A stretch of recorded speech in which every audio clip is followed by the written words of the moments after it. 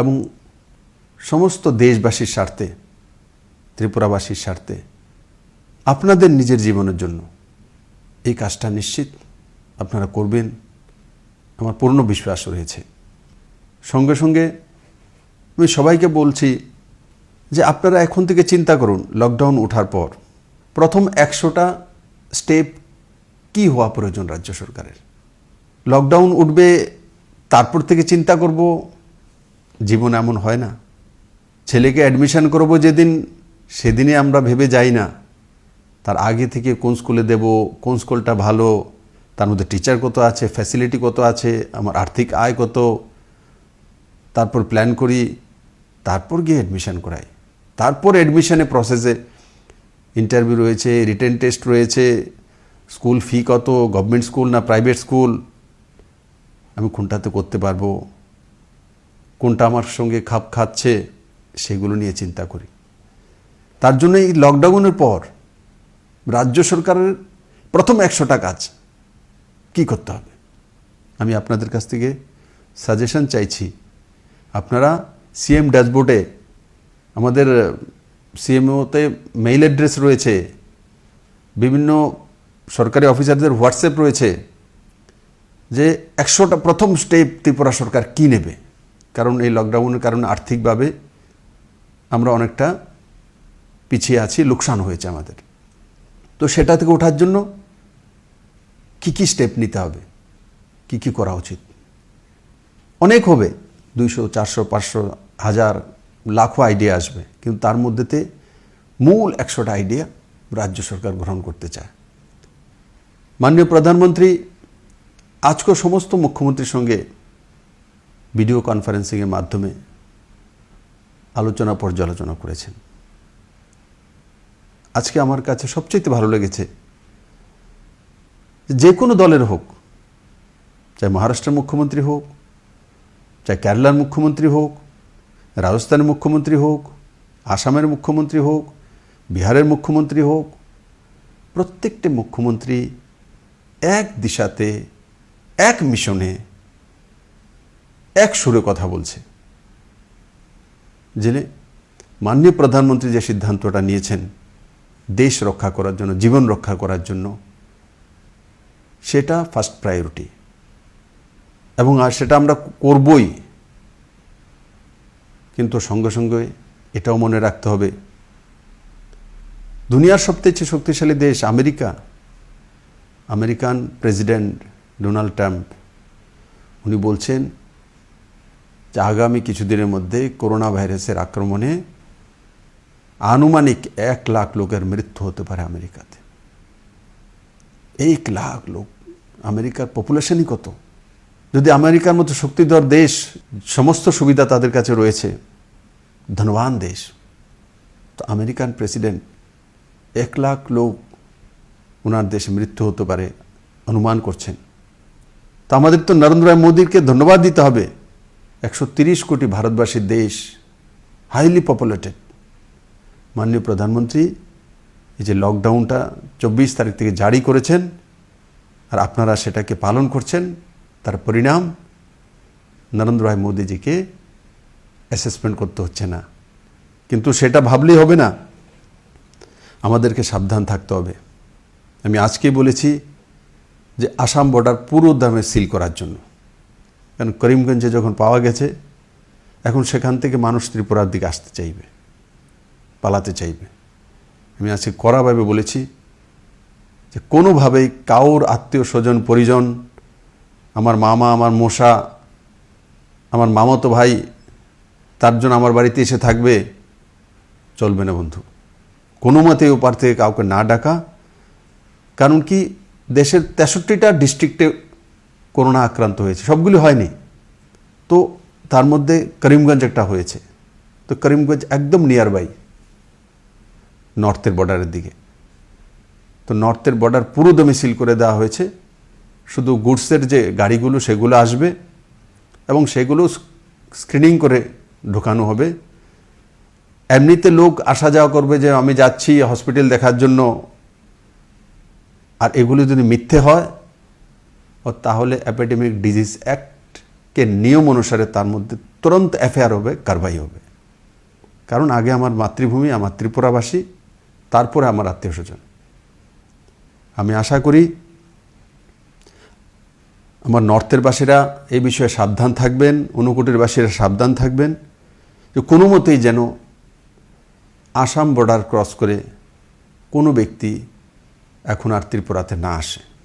তার সঙ্গে সঙ্গে আজকে আমরা সিদ্ধান্ত করেছি আগামী 1.5-2 মাস পর্যন্ত এমন কিছু ওষুধ আছে, যেমন ডিসপ্রিন আছে, জ্বরের ট্যাবলেট আছে, বা প্যারাসিটামল এই ধরনের গ্রুপ, ব্লাড প্রেশারের ট্যাবলেট আছে, তারপর যারা কিডনি পেশেন্ট আছে ডায়ালিসিস করতে হয়, ক্যান্সারের পেশেন্ট আছে তাদের ওষুধ নিতে হয়, কিমো নিতে হয়, টিবির পেশেন্ট আছে। তো এই ধরনের পেশেন্টরা যাতে বাজারে এবং হসপিটালে এই ওষুধগুলো পর্যাপ্ত থাকে, তার জন্য আজকে আমরা একটা মিটিং করে রিভিউ করেছি, এবং যাতে 1-2 মাসের জন্য এই ধরনের ওষুধগুলো বাজারে অ্যাভেলেবেল থাকে তার ব্যবস্থা রাজ্য সরকার করতে চলছে। আর সঙ্গে সঙ্গে গ্রামাঞ্চলে অনেক জায়গাতে টিউবওয়েলগুলি খারাপ রয়েছে।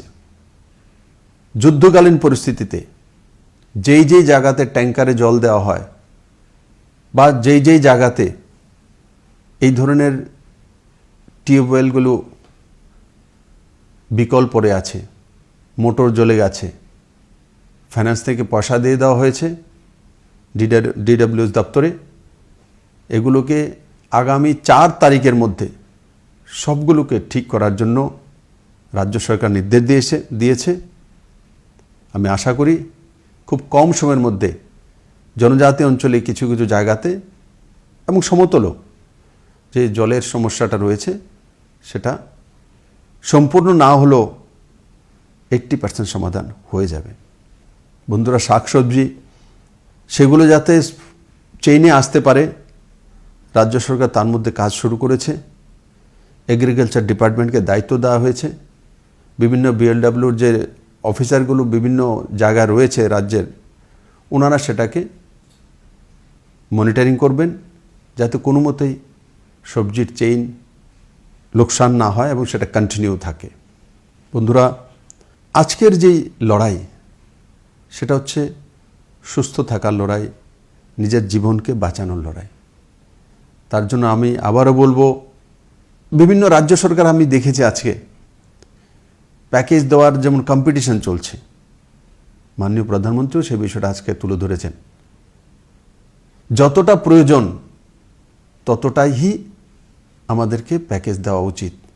এর চাইতে বেশি দিলে আমাদেরই লোকসান হবে, কারণ এই টাকাটা আমাদেরই। আগামী দিনে আমাদের স্টেটকেই ডেভেলপ করতে হবে। আমি যে বললাম 100 দিনের 100টা পয়েন্ট তৈরি করা, তো পয়েন্ট তৈরি করলে হবে না, তার জন্য ধন চাই, তার জন্য আর্থিক স্থিতি চাই। আর এই সময়টার মধ্যে যত বেশি আমরা ব্যবস্থিত থাকি, যত বেশি পয়সার অপব্যবহার কম করব, যত বেশি ব্যবস্থিত থাকব, তত বেশি লাভ হবে। আজকে একটা বিষয় আপনাদের সঙ্গে আমি শেয়ার করি। আজকে আমি জিবি হসপিটালে গিয়েছি। কোনো হসপিটালে আমি এই পর্যন্ত স্বাস্থ্য মন্ত্রণালয় আমার কাছে আসার পর আমি কোনো হসপিটালে যাইনি। আর করোনা ভাইরাসের যে প্রকোপ সারা বিশ্বে এসেছে, তারপর তো আমি একদম যাইনি, কারণ আমি গেলে হয়তোবা তাতেও তাদের প্রস্তুতিতে অসুবিধা হতে পারে। তো আজকে তার জন্য গেছে, অনেক দিন হয়ে গেছে, প্রস্তুতি হয়ে গেছে। এখন একবার দেখা, দ্বিতীয় মক ড্রিল করা। মানে করোনা ভাইরাস যদি হয়, কোনো ব্যক্তির সংক্রমণ হয়, তাহলে কী স্থিতি হবে তা দেখার জন্য গিয়েছি। কিন্তু তা দেখার পর যখন আমি ডাক্তারদের সঙ্গে বসলাম, তো কিছু কিছু মানে অ্যান্সার কোশ্চেন হচ্ছিল। তার মধ্যে জিবি হসপিটালের মেডিকেল সুপারিনটেন্ডেন্ট বলছেন যে প্রতিদিন জিবিতে 1,500-এর কাছাকাছি পেশেন্ট আসে অ্যাভারেজ, কিন্তু এখন আসছে 500। 1,000 পেশেন্ট কমে গেছে। করোনা ভাইরাসের উপর ভয় ভীতি রয়েছে আমাদের। বিভিন্ন জনকে আমরা আইসোলেশন ওয়ার্ডে রাখছি, বা তাদের পরীক্ষা নিরীক্ষা করছি, হোম কোয়ারেন্টাইনে, হসপিটালের রুমে কোয়ারেন্টাইন, এগুলোতে রাখছি, তারপরও 500 কেন? বাকি সময় 1500 কেন? তো আমি জিজ্ঞাসা করার পরে বললাম, তো এত 1000 পেশেন্ট কেন কম আসে? তার সবচেয়ে বড় কারণ হচ্ছে আমরা ব্যবস্থিতভাবে আমাদের নিজের জীবনশৈলীকে এখন তৈরি করছি। যেগুলো ডেট দিয়ে অপারেশন হয় সেগুলো এখন বন্ধ আছে সারা ভারতবর্ষে, কিন্তু কতজন? আমি সেটাও জিজ্ঞাসা করছি, অ্যাভারেজ কত হয়? বলে 40 to 50। তো 40 to 50 কোনো পেশেন্ট যদি অপারেশন হয় ডেলি জিবি হসপিটালে, তার সঙ্গে না হলো 100 জন 150 জন লোক থাকবে, তার অ্যাটেন্ডেন্স বা তার আত্মীয় স্বজন মিলে 200 জন, তো 5 2 700। তারপরও তো আধা কম কেন? ওপিডিও তো খোলা আছে, কেন কম হচ্ছে? তার কারণ হচ্ছে আমরা ব্যবস্থিত হওয়ার কারণে নিজের নিজের জায়গা থেকে নিজেকে কিভাবে সার্ভাইভ করতে পারি সেটা শিখে গেছি। সেটা আজকে আমি প্রচণ্ড খুশি হয়েছি যে আমার ত্রিপুরার মানুষ নিজের নিজের জায়গায় থেকে ছোটো মোটো বিষয় কিভাবে নিজেকে সার্ভাইভ করতে হয় সেটা শিখেছে। তার কারণে 700 থেকে 800 লোক জিবি হসপিটালে লোড কমে গেছে। আমরা বারবার বলি ডিস্ট্রিক্ট হসপিটালে যান, ওখানে ছোটো মোটো সমস্যা হলে যান, কিন্তু এখন আপনি ত্রিপুরাবাসী সেটা করে দেখিয়েছে। আমি আপনাদেরকে